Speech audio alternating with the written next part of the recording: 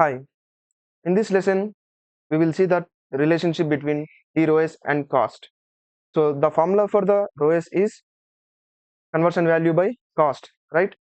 So here ROAS is directly proportional to conversion value and ROAS is inversely proportional to the cost. So when we go by formula, when ROAS is increased, okay, when TROAS is increased, cost will be decreased, okay. So as this is inversely proportional and TROAS, when TROAS is decreased, cost will be increased, okay. So this is very simple, okay. There is another point of view, okay. Let's see it. So when you increase TROAS, so you forget this one, okay. Now this is the another point of view. This is not something related to the formula, okay. So when you increase TROAS, you are telling Google that bring more revenue, that is more ROAS, right?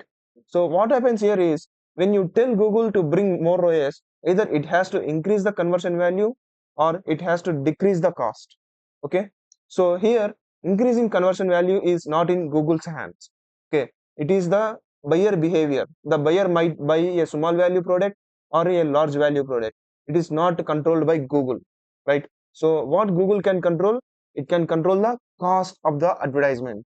So when you tell Google to bring more ROAS, as there is no control on the conversion value, it will decrease the cost. You are getting the logic, right?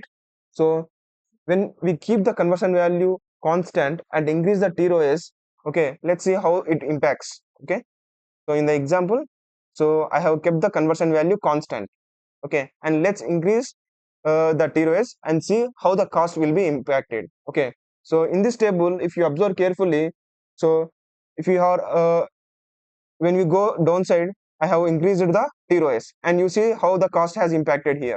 So if we go on increasing the TROAS, you see the cost is getting decreased, right? And if you decrease the TROAS, the cost is getting increased, right? You are getting the logic. If you are increasing the TROAS, the cost is decreasing. If you are decreasing the TROAS, the cost is increasing, right? So let's understand it in this way. If you are asking Google to bring more ROAS, it understands that you are giving some unrealistic target. So in such case, it will decrease the cost and achieve your target. Okay, you are getting the logic, right? What I am telling. So if you are asking Google to bring less ROAS, then it has more budget, okay, to spend and to experiment. So in such cases, what happens?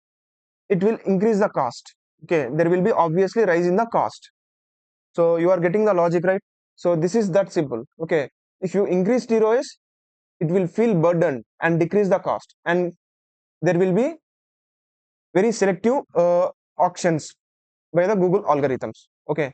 If you decrease the TROAS, it is very easy, okay, for the Google algorithms to achieve. So what Google will do, these Google algorithms try to experiment on new auctions, and obviously with these experiments there will be obviously rise in the cost, okay. So and also when you decrease the TROAS, it is very easy to achieve the target, okay. So it will obviously spend more in order to achieve those targets. So this is very simple, okay.